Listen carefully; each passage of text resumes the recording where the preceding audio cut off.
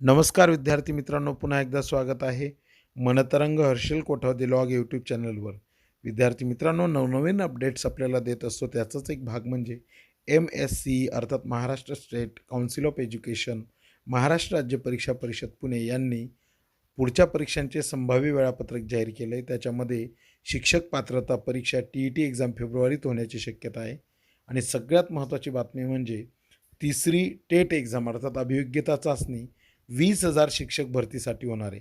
कारण आत्ता जी 2022मध्ये TET exam झाली त्यामध्ये 30-35 हजार जागा भरल्या जाणार आहेत. उरलेल्या रिक्त जागा ह्या 20,000 जागा थर्ड टेट एक्झाम कदाचित ती जूनमध्ये असू शकते तेव्हा भरले जाणार आहेत. ते आपण टाईमटेबल जरा बघूया. 2023-24मध्ये प्रविष्ट होणारे संभाव्य विद्यार्थी संख्या गोषवारा. परीक्षेचं नाव DTED अर्थात DLED एक्झाम.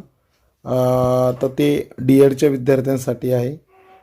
बाकी एक्सटर्नल एक्झाम. आणि इथे आपल्याला 2 एक्झाम महत्त्वाच्या आहेत आपल्यासाठी. एक आहे TET एक्झाम.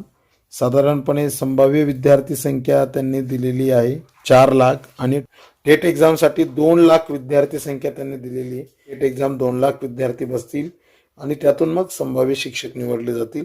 तर असं हे टाईमटेबल आले. बाकी NTS exam, NMMS exam, departmental exam अशा एक्झाम्स त्यांनी दिलेल्या आहेत.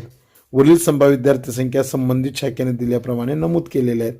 तर यामध्ये सगळ्यात महत्त्वाची गोष्ट आहे ती म्हणजे TET एक्झाम आणि टेट एक्झाम तर 2023-24मध्ये होणार आहेत. तर जे विद्यार्थी प्रविष्ट होणार आहेत त्यांनी आत्तापासून अभ्यासाला सुरुवात करा. TET एक्झाम संदर्भात नोट्स हव्या असतील तर 9921-870-820 या क्रमांकावर व्हॉट्सअपला हाय करा किंवा डिस्क्रिप्शनमध्ये टेलिग्रामची लिंक आहे त्यावर तुम्हाला माहिती मिळून जाईल. अशाच नवीन अपडेट्ससाठी चॅनल सबस्क्राईब करायला विसरू नका. धन्यवाद.